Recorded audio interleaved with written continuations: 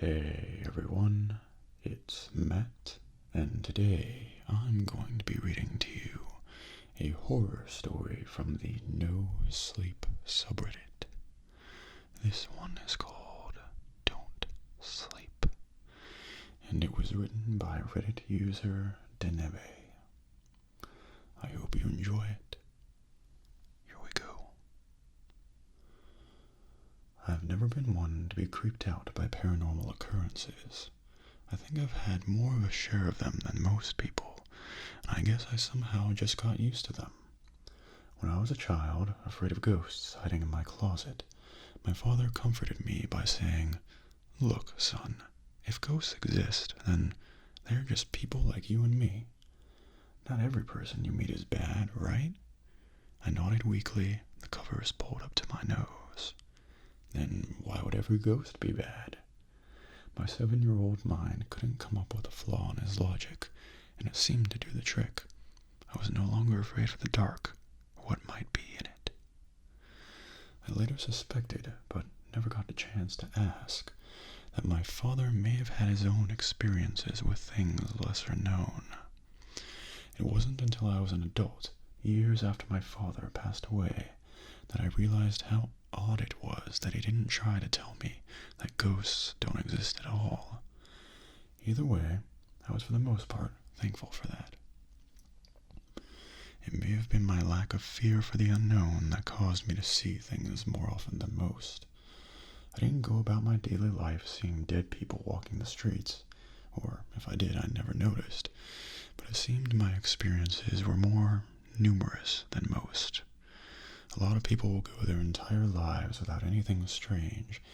Some will have one or two experiences that stick with them forever, while others seem to attract them like magnets. Most of the things I saw fell into two categories: the typical white mist shape of a person that I assumed are ghosts, and the infamous shadow people. I'm not exactly sure what the latter are, maybe just another kind of ghost. I won't claim to know or that I'm any sort of expert. When I see either one, I don't give it much notice or alarm, and will act like it's just another person going about their business. Nothing I'd seen had done much to interact with me in turn, much less try to cause harm. They never even so much as talked to me, with just a handful of exceptions. Until several months ago, when one shadow person in particular started appearing frequently. Now, for the most part, I think shadow people get a bad rep. I know there's been a few that have messed with people in very extreme ways, but these honestly seem more like the outliers. I had seen plenty before, and they never seemed to do much more than any other spook. Of course, like people, they're the occasional bad apples. Now this one I started seeing on the regular was small, the size and shape similar to a child wearing a sheet, except being completely devoid of light. I won't try to get into some flowery description of the kind of darkness these shadows are. If you've seen them, you know, and if you've read about them, you're aware of the common description of them being less of a shadow and more devoid of light. This one in particular first appeared in my driveway. I had just kissed my wife goodbye and was heading to work for the day. There it was, standing in front of my car. It seemed to be hunched over the recently waxed hood, as if trying to see its reflection. I walked up beside it and peered down as well, seeing that it did indeed have a presence in the mirrored surface. Some do and some don't, though I've never figured out the whys or hows of it. I just gave a curious, then got in my car. As I put it in reverse and was about to back out of the driveway, it was still standing in front, now fully upright. I assumed it was looking at me and just gave a wave before heading off. No need to be rude, right?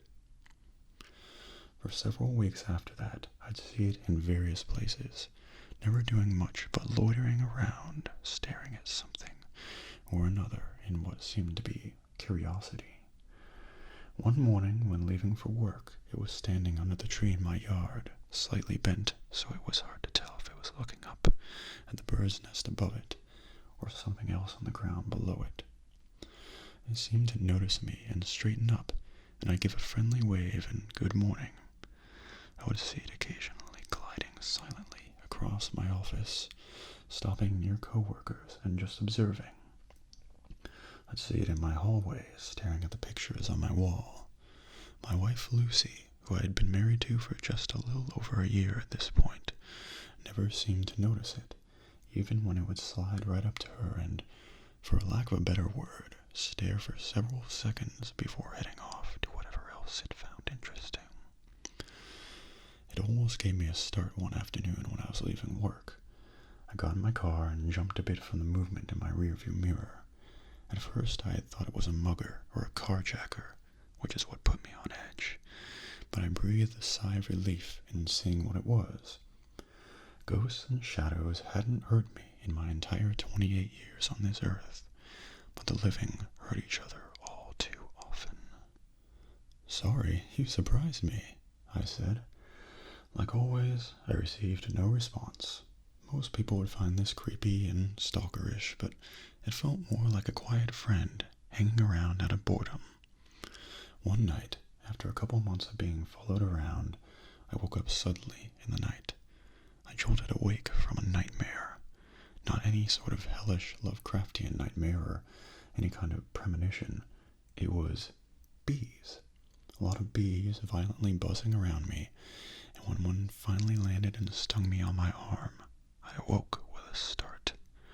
The stinging sensation on my forearm still felt fresh and real, and I wondered for a moment if an actual insect had found its way into our bed. I turned on the light, pulling up the covers, looking around. This, of course, woke Lucy up, who told me to cut it out. I relaxed a bit, though my arm still felt like it had been stung, but there was no swelling or anything, so I let it go. As I was turning off the light, I had noticed just then that the shadow was at the foot of my bed, watching the entire thing. A tiny prickling of suspicion popped up in the back of my head, but I shrugged it off and went back to sleep. It wasn't the first time I had found something staring at me in my room. The next morning, I woke up with the beginnings of a headache. Lucy, ever perceptive, asked me at breakfast, "How are you feeling?" "Just a bit of a headache, is all. I'll be fine," I said over my coffee. The little shadow stood in the corner of the kitchen. It was still there when I woke up, and followed me there. It followed me still when I left for work. It hovered over me the entire day, and followed me again as I left to go home. The entire day, my headache slowly grew more painful in the back of my head. On the drive back, I tried talking to it again. "You're sticking pretty close today. Are you trying to tell me something?" I asked. No response other than some kind of shifting in its form. Typical. I got home and took some aspirin, hoping it would ease the throbbing in my skull. I had dinner, watched some TV, then decided to go to bed early. The entire time shadowed by the shadow, something was starting to feel off. It was soon confirmed when I was laying in bed, my stalker hovering just beside me. As I was just about to doze off, I heard it speak for the first time. It was a soft, hushed whisper, a voice so light it could be carried away by a mere breath, like a little girl afraid of being heard. "Don't sleep." The quietness of its voice didn't diminish the effect of jerking back to full alertness. I turned and gave it a long, hard stare before closing my eyes again. Just as I was thinking I imagined it and began to drift off to Dreamville, it pulled me right back again. "Don't sleep." Lucy had yet to come to bed, so I turned over and faced it. "What do you want?" I asked, getting annoyed. No answer came. "Well?" I asked again, to the same result. I rolled over, facing away from it, and tried again. Like before, I got just to the edge of consciousness when I heard it for the third time. "Don't sleep." "Why?" I asked, now losing my patience. "My head's killing me, I just want to sleep it off." As expected, no answer. Not until I tried again to rest. Don't sleep. Son of a bitch, I all but yelled. Lucy walked in at that point, seemingly ready for bed herself now. What's wrong, honey? She asked in a concerned tone. She walked over to her side of the bed and got under the covers. Nothing, just trouble sleeping, I replied. I never told her about the things I see, and I wasn't about to now. She'd regret marrying a lunatic. Well, keep trying, sweetie. I'm sure sleep will come. She snuggled up next to me and got comfortable, and soon drifted off herself. I wasn't so lucky. I didn't get a single wink that night, and my headache only grew slowly more intense. Don't sleep. Don't sleep. Don't sleep. I lost count of how many times I heard those 2 words that night. The following morning found me to be an irritable zombie. Lucy seemed concerned, wringing her hands in worry like some old lady. You don't look good, dear. Maybe you should call in sick, she suggested. I wouldn't have it, though. I figured if I could mentally exhaust myself enough today, then tonight I'd be able to fall asleep regardless of anyone's or anything's interference. My tormentor continued following me that day as well. I was so tired I could barely function, but managed to do my work anyway. At one point, I began to nod off at my desk. Don't sleep. Damn it. Later that afternoon, I got in my car to go home. I put the keys in the ignition, but didn't start it yet. I took a moment to rub my eyes, trying to gather myself before driving. I took a few moments too long and almost fell asleep right there. Don't sleep. This is getting very old, very fast. I started the car and headed home. I ate my dinner in a complete daze, almost planting my face into my meal. Don't sleep. Almost.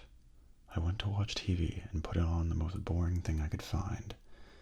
It didn't take but a few minutes for the idiot tube to start working its magic, and right as my head started to fall to the side. Don't sleep. You guessed it. It came time for bed for all the good it would do me. I lay there, eyes wide open, staring at the ceiling. The second I closed them, it would say it again, somehow jerking me wide awake. I was exhausted. At about 3 a.m., my wife was enviously snoozing beside me. My sadistic former friend still stood on my opposite side. It had gotten to leaning in close to my face slowly over the last few hours. I'd blink. Don't sleep. Blink again. Don't sleep. The damn thing wouldn't even let me close my eyes. I got up to get a glass of water. I don't know why. It just seemed better than laying there, listening to a broken record. My headache had reached new levels of pain I'd never known before. I almost fell asleep standing up in front of the sink, glass in hand. Don't sleep. Damn it, for Christ's sake, why are you doing this? I turned on the small frame fully, my sanity about to crack. I thought I was going to get the same silent treatment as before, but after a long several moments, it finally said something different. Nice. It set me off. Nice? What the hell is that supposed to mean? I'm going crazy because you won't let me sleep, and that's all you have to say? I was full-blown yelling now. My wife rushed in at that point, being woke up by my commotion. Honey, what is wrong with you? She had a scared look in her eyes. It seems she was going to think me crazy regardless now, standing in the kitchen, yelling at nothing in the middle of the night. I just can't sleep, I answered tiredly, sliding myself into a chair at the kitchen table. I put my head in my hands, and as much as my body wanted to, still couldn't give out and rest. Don't sleep. I hadn't even noticed my wife leaving the room, but she soon returned, holding her hand out to me. Here, take these. They should knock you right out. It isn't good to go without sleep. she said, offering me a couple of pills. I felt stupid for not thinking of it before. Surely a little chemical assistance should do the trick, right? As I reached out to take them from Lucy, the thing suddenly grew more insistent, desperate almost. Don't sleep, don't sleep, don't sleep, don't sleep, don't sleep, don't sleep, don't sleep, don't sleep, don't sleep, don't sleep. It was unnerving now, but I wasn't going to let this thing kill me. People die if they don't get enough sleep. As my wife dropped the pills into my hand, the shadow reached out and grabbed my wrist. It didn't feel like something was physically there. It was like an intense, bassy vibration going through my wrist. I felt it all the way to my core. My hand was shaking, and as it built up momentum, suddenly put one final push at the peak of its frequency, flinging the pills out of my hand and skittering across the kitchen floor. Don't sleep, don't sleep, nice, don't sleep, don't sleep, don't sleep, nice, nice, don't sleep, nice, don't sleep, don't sleep, nice, don't sleep, nice. It was running it all together frantically, making it sound more like noise than words now. I lost it then. I stood up suddenly, knocking my chair back, and screamed. Poor Lucy backed away in shock. Sweetie, please, calm down. It's okay. She tried to comfort me, but I was too far gone now. I bolted out the front door, barefoot, and having no idea where I was going. I just wanted to get as far away from that thing as I could and get some rest. It stayed right on my heels, though, repeating itself like a mantra. My brain felt like it was trying to pound the back of my skull, each step jogging a more piercing pain. My lungs ached from how fast I was sprinting. I got to a four-way stop, and the shadow had come up to my right. I instinctively turned left, trying to get as far away from it as I could. It stuck with me no matter how far or fast I ran, though, occasionally pulling up beside me again, causing me to turn away from it.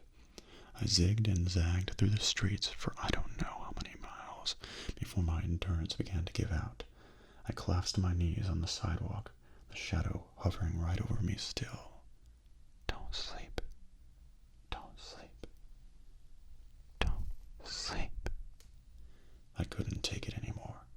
I didn't know what else to do but cry. Hey, man, you okay? Someone was asking me. A young man wearing scrubs was kneeling down next to me, worry on his face. What's wrong? Let me help you. I realized then that I was in front of a hospital. One last hope. I could barely choke out the words. My head. Can't sleep. Hurts. I was holding the back of my head, the pain beyond description now. The man yelled for someone and dragged me to my feet. Come on, let's get you inside to get checked out. It'll be all right. I was quickly taken inside. Before long, they were putting me into an MRI machine. The small shade stayed there, making sure I didn't so much as blink without its insistent reminder. Don't sleep. After a few moments in the machine, I was taken right back out. The doctor rushed to explain.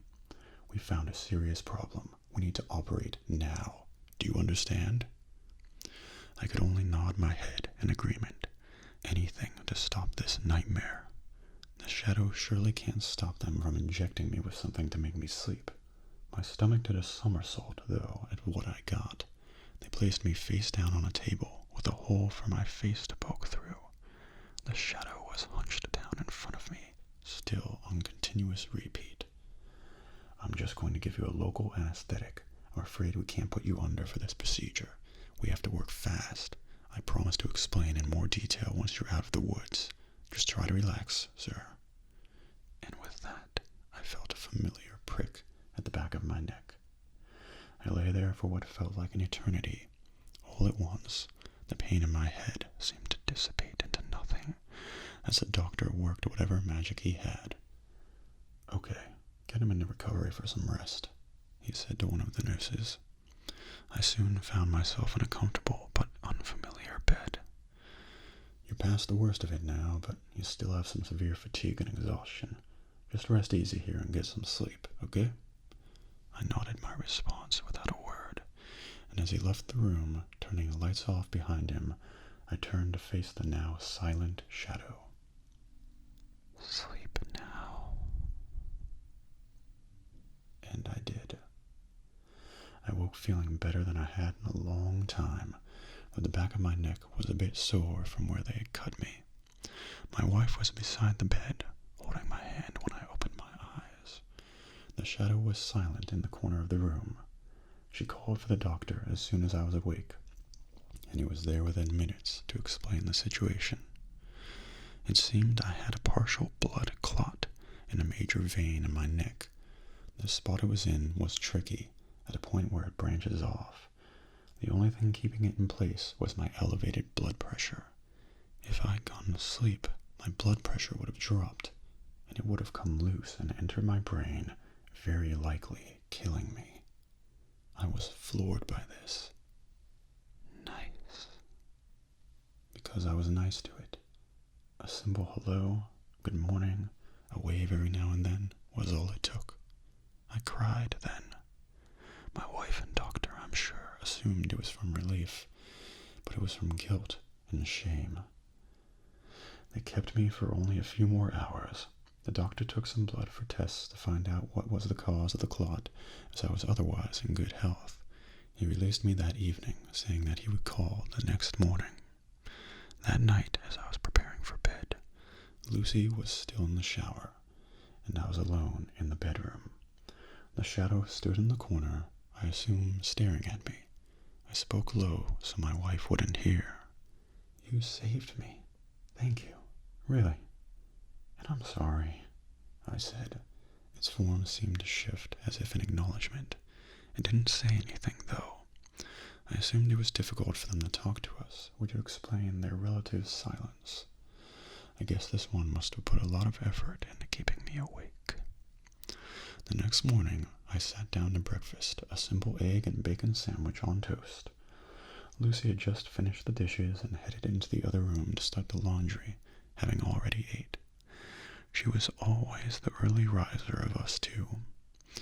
Before I could get the sandwich to my mouth, a hushed whisper found its way to my ears. Don't eat. I stopped cold, the sandwich just in front of my mouth. I looked over to see the shadow standing in front of the sink. Don't eat. It repeated itself. The phone rang then, so I set my meal on the plate and answered. It was the doctor, calling back about my test results. We found signs in your blood that you may have somehow got a procoagulant into your system. This is a very serious matter. I'll need you to come in for another evaluation and to answer a few questions. Please bring your wife as well to get checked out, as it may have been from contaminated food as well. My eyes must have been wide as saucers. I told him I'd be there right away and hung up. When I returned to the kitchen, the shadow was hovered over my untouched sandwich, staring at it intensely. Don't eat. I opened it up and started looking into the layers. I could see what looked like crushed green specks of something in between pieces of egg. I looked to where the shade was standing in front of the sink and saw a small speck of green on the floor next to it. I quickly walked over and opened the cabinet below the sink and saw an opened yellow box filled with more of the tiny green pellets. Rat poison. I remembered the sting I felt on my arm the night my ordeal began. The shade had been watching then as well. First a procoagulant, and now an anticoagulant. I looked once more to the shade, its expression, as always, unreadable. Now I owe you another one, friend, I said with a smile. Like I said before, ghosts and shadows hadn't hurt me in my entire 28 years on this earth, but the living hurt each other all too often. And that concludes the first part of the story. Afterwards, they gave a bit of an update in response to some of the questions asked in the Reddit thread. So here's what they wrote for the second part. To answer some of the questions I've gotten in the comments, I'll go into what happened immediately afterwards. Of course, I didn't eat the sandwich. I took a few moments to consider how to handle the situation and came up with an idea. I unlocked the back door, then went to the laundry room to talk to Lucy. Hey, that was the doctor. I need to go in for some more tests. I didn't have to hide my nervousness, as she assumed it was a result of my health rather than her. I needed her out of the house with me, though. Could you come with me? He said there may be more clots, and I'd like to not receive bad news alone, if that's the case. I lied. With new eyes, I could see that her worried look was plastered on. So she quickly gathered her purse, and we headed off to the hospital. She stayed in the waiting room while I met with the doctor again. He was taken off guard by what I had to say. Are you able to check my arm for signs of a recent injection? I think I know what caused the situation, I began. I told him about the bee sting in my sleep and how the headache started shortly after. I left out the involvement of my new friend, though, instead saying my lack of sleep was due to the headache pain, which eventually drove me up the wall. He seemed incredulous at first, but went along with it anyway. The doctor checked out my arm, and I got lucky. It was hard to see, but there was an almost indiscernible mark on my forearm from what appeared to be a tiny needle. I got my arm checked more closely in the MRI, and they found other clots in the veins of my arm, all concentrated around that area. They weren't large enough to cause immediate concern to my life. With the help of some special dye, he could even see the damage done to the vein below the skin. He said it was fairly conclusive that I had been injected with something to cause coagulation. I immediately got on the phone with the police. I gave the police my address and told them that I believed I found poison in my food. I explained to them that no one was home, but that I left the back door unlocked for them, and desperately needed them to take that sandwich for testing, and that the poison is easily visible if they inspect it. I had to really drive home how serious I was, as they had the tone to suggest they thought I was being paranoid. I told them multiple times that I'd be willing to formally file charges and would accept any consequences should I be wrong. I then told them what the doctor had found and what I suspected, giving them permission to search my entire house. I didn't know how well she may have covered her tracks, so I decided to be sure. I turned on the audio recorder in my phone and put it in my pocket before joining her in the waiting room. Thankfully, her view of the situation called for me to be nervous, seeing as how I'm no actor. He asked me to wait here for some test results to finish, said it wouldn't be long. I told her. She just said, I see, in response. Boy, I'm hungry. I wish I ate the sandwich you made me before leaving instead of rushing in a panic, I said, hoping I wasn't being too obvious. If the toast gets soggy, would you make another one for me? I asked. She apparently was very confident in herself. I'll make you as many as you want. I smiled, hoping that was good enough. It turned out to be unnecessary, though. The police found plenty of evidence otherwise. The food tested positive for rat poison. Trash pickup wasn't for another 2 days, and they found a syringe in our trash can by the curb. It had her prints, my DNA in the needle, and traces of some chemical. I forgot what they called it. Was never good with those complicated chemistry names, which could cause blood clots. The short of it was that she wanted my life insurance policy, a large one she had taken out for me without my knowledge. With the amount of evidence for attempted murder they had, they also took another look at the death of her first husband, who had died of a heart attack in his sleep at the age of 32, just 2 years before I met her. She had come away with a hefty amount from his life insurance as well. She's currently locked away for trying to kill me, and they're still investigating her first marriage. And yes, even now, my short-statured, physically challenged friend still sticks around. I never say much unless it's something very important. I've tried to ask what I could do as a thanks, but never got any sort of answer or hint. Maybe is content with simply being acknowledged and talked to. If it ever asks for anything, though, I'll be jumping at the chance to repay them. And that concludes the story. I do hope you enjoyed it, and I hope that you have a good night's sleep. Thanks for watching.